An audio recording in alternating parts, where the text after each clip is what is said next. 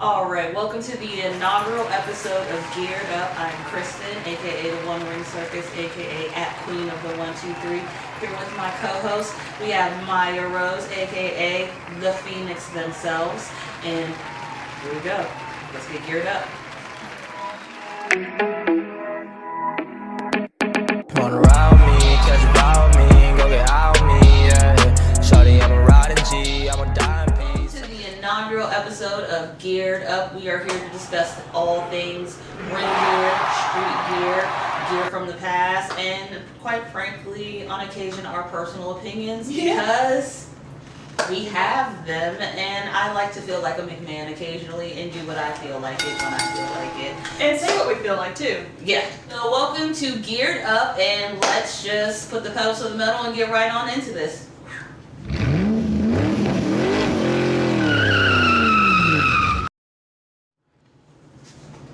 Alright, our first segment is called Across the Universe, where we basically look at specifically ring gear from pretty much any promotion we feel like it across the pro wrestling universe. Alright, first up we have got Zelina Vega, currently on the main roster for WWE. She is the manager of Andrade. And El Idolo. There we go. And La Lucia. And he's amazing, but today we are going to talk about her ring gear. I think you wanted to start at the hair and the makeup. I love her hair.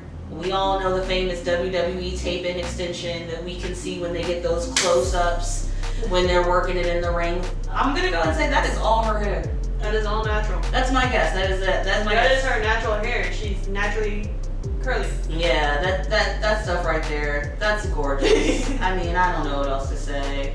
I'm gonna purchase some. That'll be my hair for next summer. Yes, We're gonna call it the queen. Selena Vega. Yes, queen. Synthetic. Yes, queen. They cost less. And I love the fishnets underneath the shorts with the cutouts. I think it looks amazing. Pretty much. And I like the one zip open.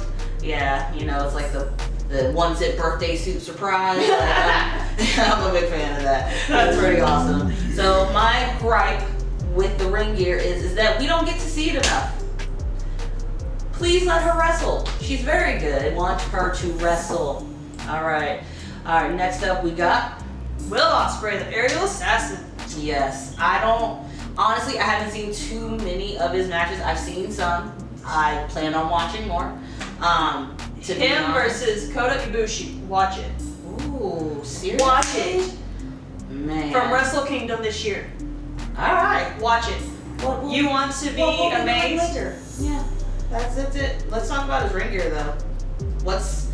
You probably are more familiar with him than I am. All I can say is that I want to buy this wherever the hell I can, because somehow we need this gear. if you know where I can get something like this or similar, drop me a link or something, because Drop us a link. yes, we need this in our lives. This is everything. We need more Will Ospreay. Let's talk about that color gradient though, like from the orange to the green to the purple. Like, yes, the colors. I take a picture of like one of his ring gears. I've seen it, and it's like everybody's like, "Oh, that won't look good." He puts it on with certain hands, takes off. Right.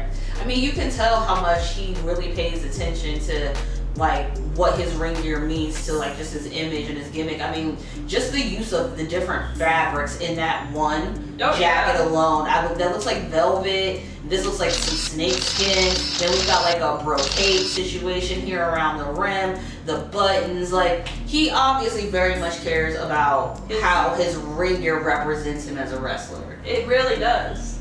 Well, I'm looking. You got a new one here. I'm coming for you. I brought her to New Japan now. Yeah, I'm on my way.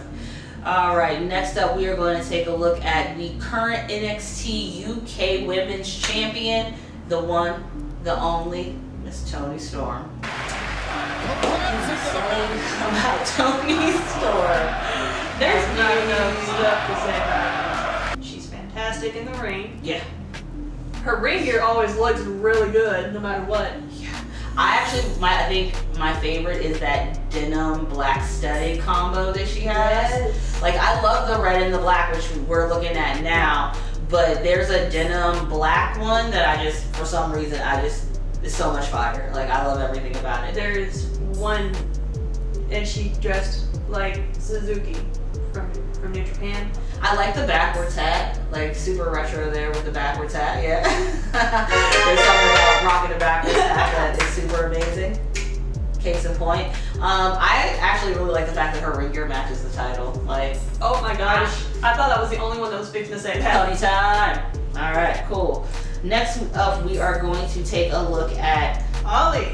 All right, she's gonna call him Ollie. I'm still gonna call him Mustafa Ali because I think it sounds better. I don't care what creative thinks. He will always be Mustafa Ali. But we are not here to argue names. We are here to talk about the man's gear. So I will move on from that, but we all know what we're talking about. This gentleman here, I mean, he lights up. He not only does he light up with his ring gear, but wrestling. Yeah, well, I mean, when you come out looking like this, you better follow it up with just spectacular amounts of magic. You can't be lit up like a wrestling Christmas tree and with all eyes on you and then come in the ring and be like, oh, I'm gonna botch this back bump real quick. It's like, no. If you do that, I'm gonna cry. Yeah, no, it's never gonna happen with him. But my favorite part of this, like, I like the mask lights and I like the vest lights, is that, like, the next up we got Kiera Hogan. Is that how you say it? Kiera? I said Kiera. Kiera. Because I watch her on Women of Wrestling Superstars, Superheroes. She goes by the girl on fire. Yes. Fire. Is it Fire. Fire? Oh, okay. It's Fire. Just so you know. Corrected. All right, cool. Now let's talk about the before. Okay, you want to start with the before? Start when with she the was the before. girl on fire. Yeah, I'm probably gonna steal that hair color at some point, but not like fully. I love the color of her hair. It is absolutely sickening. And with that gear, I mean, it made the statement that I think she wanted it to make. But I love the now. Yeah. That dark, from black to blue to white. The icy. Yeah. She icy, y'all. Sorry about that. So sorry about that. We got the one and only. We call him John Moxley. Dean Ambrose. John Moxley. Now known as John Moxley. Mr. Young. I'm just kidding. I'm just kidding. We love Renee. She's amazing. We love Renee. Yeah. So this look here, I mean, like, he's never really been someone who's like, hey, let's throw on some ostrich feathers. Like, he's not that guy. He's never been. He's never gonna be that guy. But I will say that, like, is it me or is this like if the Shield was the Army, John Moxley is a Navy SEAL. You know what I'm saying? John Moxley is. He's like just like with the camo and like the ripped off sleeves from like the denim top there. All like, ripped off here. Like honestly, if he was wearing a Shield vest and these were solid black pants, same number. Pretty much same number. The same thing. But I'm a firm believer that it's the person makes the clothes. You know what I mean? Like this might be just a simple like vest pants number, but like he's making it super epic in every way possible.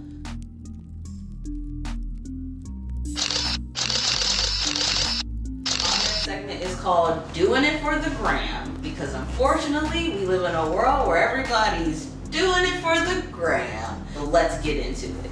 Alright, our first person we got up here is Brandy Rhodes, hailing from good old Atlanta, Georgia. I mean, yeah, she's stunning. First of all, when she first did that purple in her hair, I was like, I don't know, but it has really grown on me. Like, it complements her skin complexion so damn well. It's ridiculous. Like, she makes that purple look astounding. But this bathing suit, how do you feel about the bathing suit? You're not about the bathing suit? Not about the belt on the bathing suit. What? What? What? I think it's hilarious when people do these photos for Instagram and it's like they're in bathing suits, but like bathing suits you could never actually get wet. You know what I mean? Like, God forbid someone throws her in that pool behind her right now. Like, they are so effing fired. Like, you messed up her hair, you messed up this belt, you got this bag and this hat. The makeup Oh, in the makeup, yeah. That makeup too. Somebody's getting fired. But like, or somebody's sleeping in the doghouse. But real talk, that's a dope photo. It really is. It really is. Like, and that's the conundrum of the gram. You know what I mean? Like, it's completely manufactured. It's completely fake. But she's stunning. And it's a beautiful, beautiful picture. And you kind of got to just leave it at that. It looks like we are going to be taking a look at, oh, Lana is the best. Lana's number one. Yeah, so we're looking at Lana, in case that didn't give it away. And I believe she was headed to BeautyCon LA. I believe so. If I'm not mistaken, when I saw this on Instagram. Let's get it out the way. I hate pink. Like, there it is. I'm not, if you love pink, I support you. I do. Just support my right to hate it, and that we're fine, and that's cool. And we can both live on this planet in this wrestling universe, and we can just support each other. With that being said, I think for the most part she looks pretty dope. There's a whole business Barbie situation happening. Yeah. Her hair looks really dark. Yeah. I mean, yeah. No, her hair looks really dark. I look. I'm just making sure, y'all. Like, making sure it ain't just me trying to get in there. Yeah, it does look pretty dark. Maybe. I mean, I believe she dyed it darker recently because like she posted a lot of photos with it like short, and it's not as blonde as it was. We haven't seen them in WWE, her or Rusev, for quite some time, so I don't know what's going on with that. We don't know what's going on there. I'd love to know. Any backstage inside knowledge, welcome. But always welcome.